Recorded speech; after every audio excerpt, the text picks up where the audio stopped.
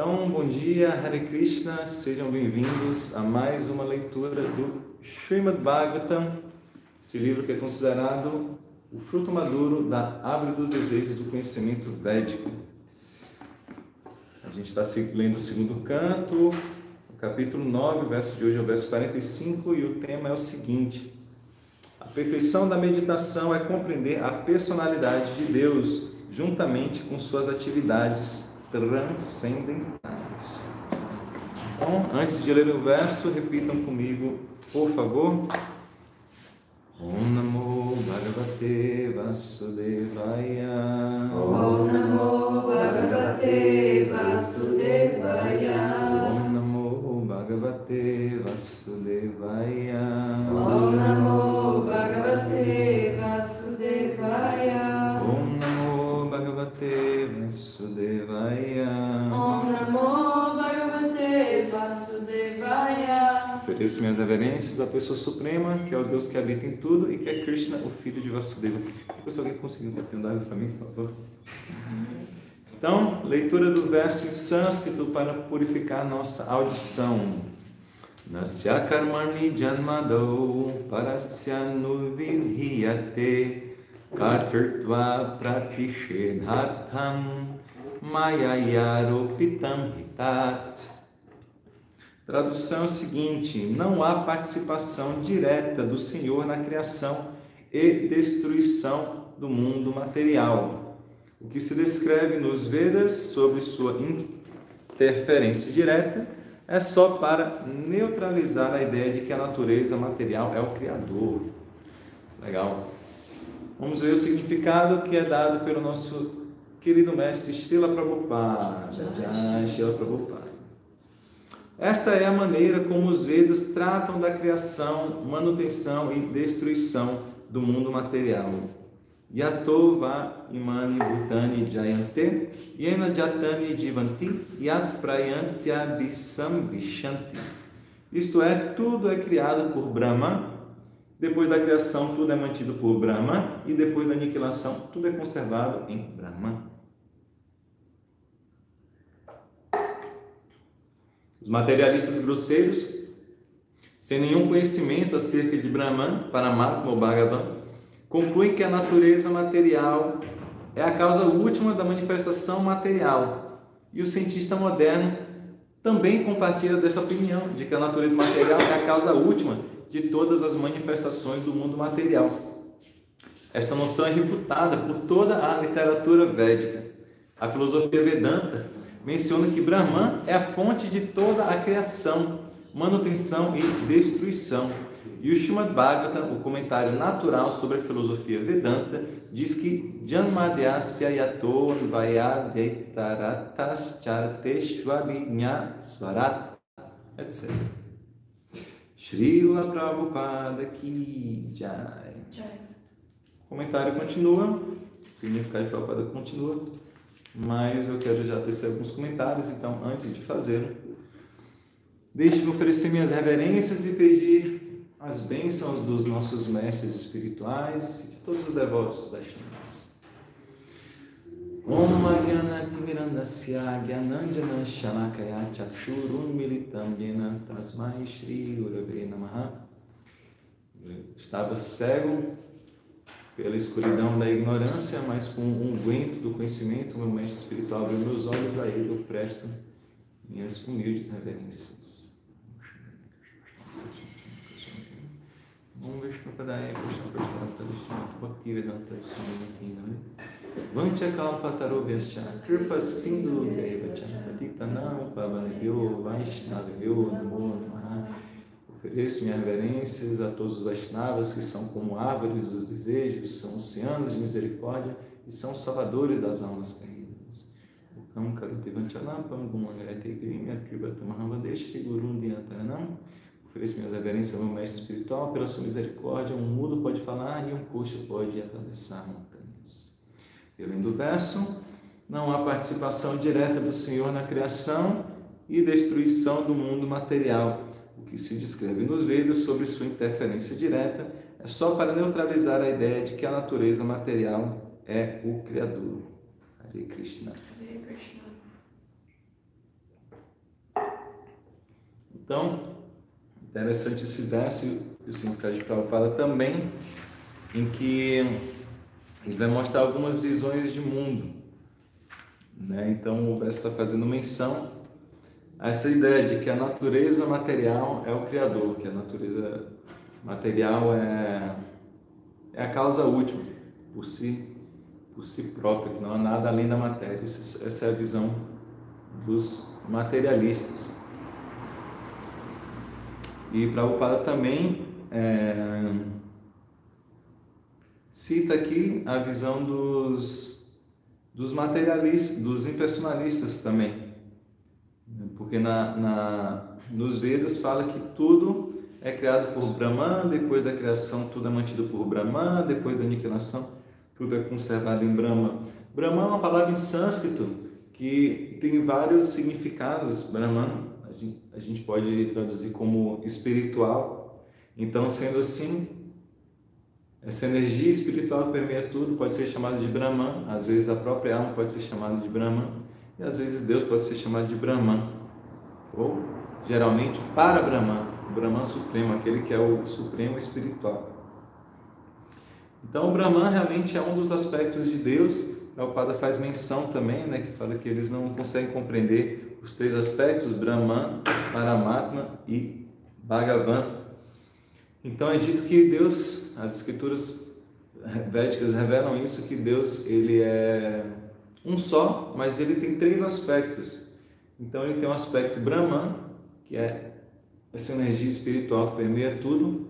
Ele tem um aspecto Paramatma, que é o aspecto localizado em cada entidade viva e dentro de cada átomo também.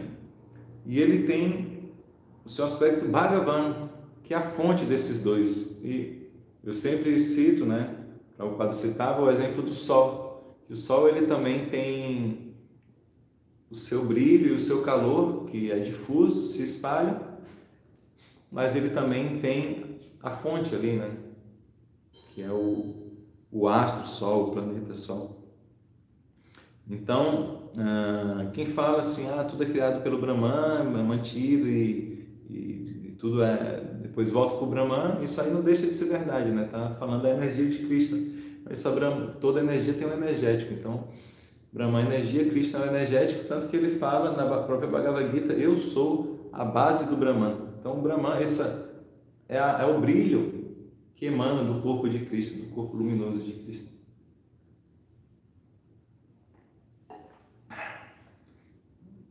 Então, de certa forma, por isso o verso também fala que não há participação direta do Senhor na criação e destruição do mundo material. A gente já falou sobre isso bastante. Sempre que a gente fala sobre Vishnu, sobre a criação material, a gente lembra de que Krishna, ele tem vários aspectos, né?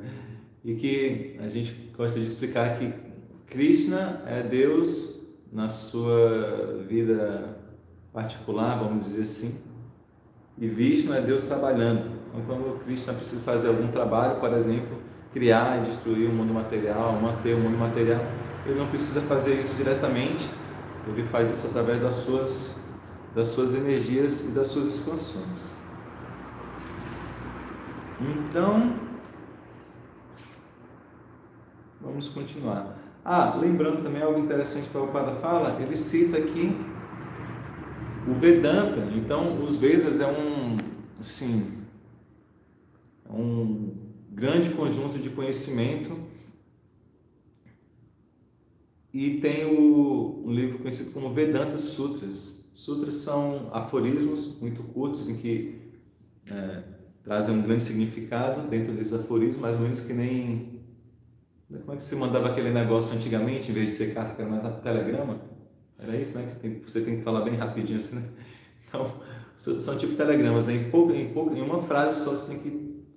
Depois dá para você destrinchar, interpretando aquilo. Então, Vedanta Sutra, Vedanta, anta, final, conclusão dos Vedas. Então, é considerado a conclusão dos Vedas. E o Vedanta Sutra tem várias interpretações, mas o próprio autor, que foi o compilador dos Vedas, Vyasadeva, ele fez o seu comentário do Vedanta Sutra, que é justamente o Śrīmad Bhagavatam. O Śrīmad Bhagavatam é considerado o comentário do próprio autor do Vedanta Sutra. Então, por isso nós devemos aceitá-lo como sendo totalmente fidedigno. Falando isso porque Prabhupada cita o Vedanta Sutra e a gente está fazendo a leitura do Bhagavata, que é o comentário autorizado dele. Vamos continuar aqui a leitura do significado. A matéria inerte, sem dúvida, é a energia com potencial para interagir, mas ela não tem iniciativa própria. Portanto, Srimad Bhagavatam comenta o aforismo Janmadasya, dizendo Abhinya Swarat, isso é, o Brahman Supremo não é energia inerte, mas ele é consciência suprema e é independente. Por conseguinte, a matéria inerte não pode ser a causa última da criação, a manutenção e destruição do mundo material. Superficialmente, a natureza material parece ser a causa da criação, manutenção e destruição, mas o Supremo Ser consciente, a personalidade de Deus, põe a natureza material em ação para que ela possa criar. Vou só parar aqui um pouquinho só para a gente conferir, porque o Maurinho está falando, desculpe, mas não está batendo o verso lido com a sequência. Bem, vamos ver. Eu lembro que eu li... Ai, meu Deus, perdão. Obrigado, Maurinho. Realmente, como o Maharaj ele pegou o livro para depois ler versos do capítulo seguinte, que é o capítulo 10, estava marcado no capítulo 10. Então, por algum motivo, Krishna queria que a gente ouvisse essas informações, mas o Maurinho está certíssimo. Eu estava lendo o verso 45 do capítulo 10, sendo que a gente tem que ler o verso 45 do capítulo 9. Obrigado, Maurinho. Então, quer dizer que só o Maurinho está atento aqui. Não é à toa que ele está diariamente nas lives. Obrigado, Maurinho. Olha, nem o pessoal que está aqui no YouTube, e aqui na descrição do YouTube tá o verso, vocês não falaram nada, né? Vocês estão meio dormindo ainda. Eu estou meio dormindo ainda. A gente fui dormir hoje, não fui dormir ontem, né? Muito pouco tempo de sono. Então, perdão, vamos ler o verso de verdade, depois eu respondo a pergunta que eu vi que já tem aqui da Ana no YouTube. Então, agora sim, Laurino, obrigado por perceber. Na sequência, né, como ele lembrou, o verso de ontem foi, logo a seguir, o pai Brahman, com muita satisfação, narrou seu filho Narada o texto védico suplementar, o Srimad Bhagavatam, que foi descrito pela personalidade de Deus e que contém 10 características. E hoje, na sequência, ó rei, agora sim, o grande sábio Narada instruiu Srimad Bhagavatam ao ilimitadamente poderoso Vyasadeva, que na margem do rio Sarasvati meditava no serviço devocional à suprema personalidade de Deus, a verdade absoluta. Significado dado por Srila Prabhupada, Srila Prabhupada. No 5º capítulo do 1º canto do Srimad Bhagavatam, Narada deu ao grande sábio Vyasadeva a seguinte instrução: ó filósofo grandemente afortunado e piedoso, teu nome e fama são universais, estás fixo na verdade absoluta com caráter imaculado e visão infalível. Peço-te que medites nas atividades da personalidade de Deus, pois elas não têm paralelo. Vou já comentando aqui, é legal porque até que fez um link com o que a gente estava falando, porque Vyasadeva, que compilou todos os Vedas e depois fez também o Vedanta Sutra e também escreveu o Mahabharata, ele ainda ficou insatisfeito. E só depois que o seu mestre espiritual, Narada Muni, falou para ele assim: olha, você tem que escrever diretamente sobre as atividades do Senhor Supremo e de seus devotos. Ele escreveu o Srimad Bhagavatam, atendendo aí o seu mestre espiritual percebeu que era que ele estava sentindo no coração, e também já comentando o Vedanta Sutra, que já estava desde aquela época causando muita confusão dos filósofos, e resolver essa questão, né? Então, bom que a gente estava comentando sobre isso. Logo, na sucessão discipular de Brahma Sampradaya, ou seja, esse conhecimento que surge a partir de Brahma, o primeiro ser criado e a quem é passado o conhecimento védico, não se negligencia a prática de meditação yógica.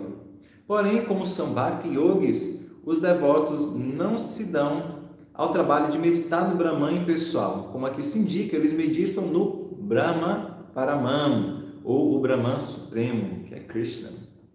A percepção Brahman começa da refugência impessoal, mas continuando a progredir nesta meditação, acontece a manifestação da alma suprema, a percepção paramatma, que é Deus localizado nos corações das entidades vivas e nos átomos. E progredindo ainda mais, passa-se a compreender a suprema personalidade de Deus. Então, já mais ou menos respondendo aqui, já que ele falou dos 3 aspectos que a gente já estava falando, Ana pediu para comentar. Então, eu gosto de um exemplo que dão de um trem que está chegando numa cidade pela primeira vez, então nunca viram um trem. Então as pessoas, né, na hora que o trem vai chegar, eles veem só uma luz chegando, né? Está chegando à noite, o trem vem só uma luz. Aquilo ali é o trem que está vindo? É o trem. Ah, entendi. O trem é uma luz. E aí vai embora. Então essa é a pessoa que tem a compreensão de que Deus é uma luz, essa energia que permeia tudo. Isso é Brahman, tá? Depois outras pessoas querem ver Deus mais de perto, né? Ver o trem mais de perto. E o trem vem chegando e ele vê assim, que são constituídos de vários retângulos, de metal, né? E tudo mais. Ele fala assim, olha, isso que é o trem? O trem é isso. Ah, então ele não é só uma luz, ele tem um formato, ele é um retângulo de metal. Que legal. E vão embora. Então, essa segunda compreensão, Paramatma, Deus no coração de cada entidade viva, não é só uma energia que permeia tudo, ele está localizado. E do nosso coração, ele nos dá instruções, né? Paramatma. E aí tem aqueles que vão esperar mais tempo, aí o trem vai chegar, vai parar ali, ele vai entrar no trem, vai ver que tem cadeiras, que tem um motorista, que tem pessoas, que tem um monte de coisa acontecendo no trem, né? Que tem uma personalidade, assim. Então, essa seria a compreensão Bhagavan, que aí é a compreensão última de que Deus é uma pessoa também. Ele se expande nessa energia, ele se expande no coração de cada entidade viva e nos átomos, mas ele tem sua vida independente, como falou aqui no verso que a gente estava lendo do próximo capítulo, ele é Swarat, ele é independente. Tá bom, Ana? Esses são os 3 aspectos de Deus. Uma energia impessoal, o aspecto localizado em cada átomo, em cada entidade viva, e Deus, Krishna, fazendo suas atividades no mundo espiritual. Shri Narada Muni, como mestre espiritual de Vyasadeva, conhecia muito bem a posição de Vyasadeva e assim certificou-se de que com as suas qualidades, Srila Vyasadeva, seguindo grande voto, estava fixo na verdade absoluta, etc. A todos, Narada aconselhou a meditação nas atividades transcendentais do Senhor. O Brahman pessoal não tem atividades, mas a personalidade de Deus tem muitas atividades e todas essas atividades são transcendentais, sem nenhum vestígio de qualidade material. Isso é interessante, né? O Brahman não tem atividade, o Brahman é aquela coisa, né? Que fica só assim. Tem gente que tem esse desejo, né? De se fundir no Brahman, de se tornar um com Deus. Então, se tornar um com Deus só é possível com esse Brahman. Então, você fica fundido ali, boiando naquela sopa de energia cósmica, né? Então, não tem atividade. Porque para ter atividade precisa ter variedade, né? Precisa ter 2. Então, no Brahman, como é tudo um, não tem atividade. Isso é do que fala, né? Que Bhagavan, que é a pessoa suprema, obviamente ele é totalmente ativo, ele é pleno de atividades. Isso é legal, é muito, assim, se a gente para pensar, é muito lógico que seja assim, porque se a própria criação é cheia de atividades e tem tantas formas e tem tanta individualidade, como que a fonte da criação, que é Deus, não teria atividade, não teria forma, né? O que motivaria algo sem forma e sem atividade a criar algo com atividade, né? Eu gosto de uma comparação que Maharaj Chandramukha dá, que é como se você falasse assim, que a energia do Sol é quente e luminosa, mas o próprio Sol é frio e escuro. Não faria sentido, né? Que as características da energia não estivessem presentes no energético. Então, faz todo sentido que Deus, bem, ele possa também sem ser forma, porque ele é com forma, ele é sem forma também, ele é a fonte de tudo. Como existe energia no mundo material, tudo vem de Deus, então ele também é uma energia. Mas como existem formas, ele também tem uma forma, também tem atividades. Se as atividades do Brahman Supremo fossem materiais, então Narada não teria aconselhado Vyasadeva a meditar nelas. E o Parambrahma é o Senhor Shri Krishna, como se afirma no Bhagavad Gita. No 10º canto do Bhagavad Gita, quando Arjuna compreendeu a verdadeira posição do Senhor Krishna, ele dirigiu ao Senhor Krishna as seguintes palavras: Param Brahma, Param Dhamma, Pavitram, Paramam Bhavam Purusham Shashvatam Divyam Adideva Majam Vibhum Ahustam Murshaya Sarve Devarshi Naradas Tatha Asito Devalo Vyasa Swayam Chaiva Dadishme.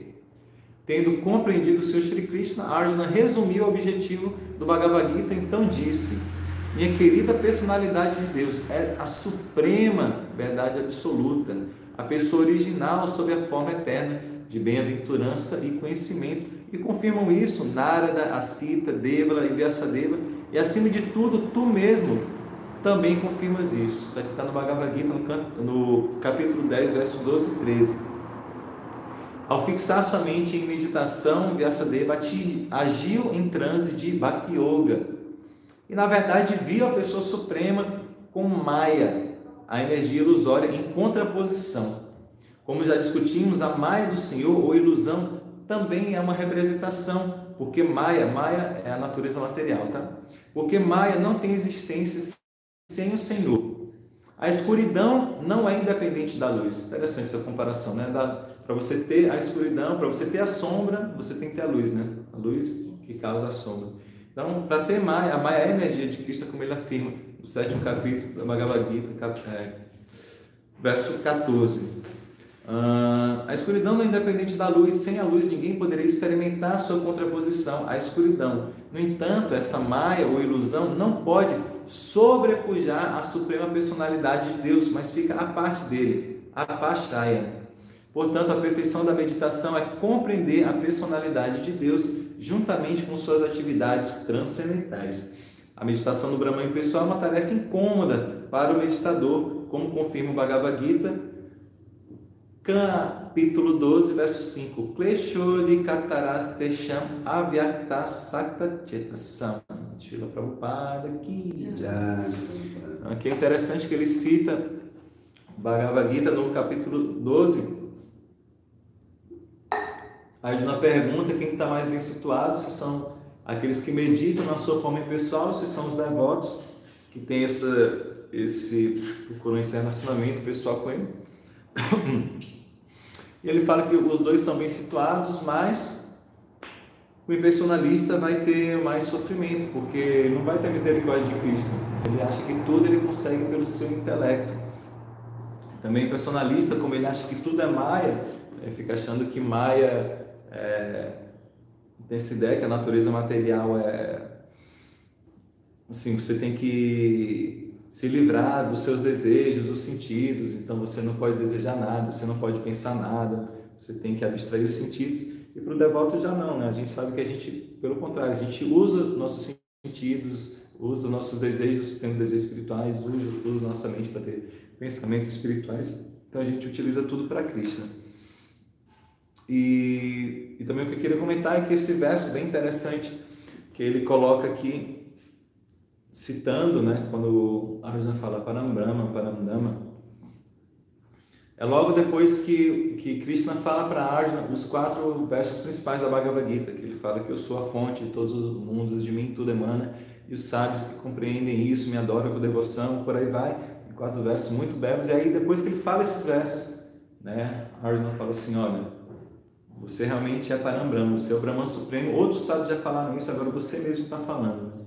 E eu aceito isso. Também a gente deve aceitar esse conhecimento que está sendo passado em seus devotos puros através da sucessão discipular, como foi explicado aqui. Prabhupada é um mestre fidedigno dessa sucessão discipular, por isso a gente aceita os seus significados. Ok, se alguém tiver algum comentário, alguma dúvida, eu vou pedir que todas as 10 pessoas que estão no YouTube curtam, porque apenas 5 curtiram, por favor. Ana Batista no YouTube tem pergunta. Outra pergunta? Ou aquela que essa eu já respondi. Obrigado, Ana. Então, quem não comentou no YouTube, comenta. Quem não curtiu no YouTube, curte. Enquanto eu vou dar bom dia a todos. Bom dia, João Miranda, Sundarang, reverências. Hã? Sim. Jaqueline, bom dia. Kamaduki, reverências. Thiago Skaket, bom te ver aqui. Simone, Ana, Jai Guru. Obrigado, Ana. Isso, Prabhu. Ganga Divana está lembrando que a gente que nós estamos desejosos de fazer um Harinama hoje. Então, fiquem atentos aí que a gente vai colocar mais informações nas redes sociais, ok? Vou encerrar aqui o YouTube, pessoal do Instagram espera um pouquinho, tá bom? Mas pessoal do YouTube, muito obrigado, um ótimo dia a todos, Hare Krishna, Srila Prabhupada, mercado aberto, mercado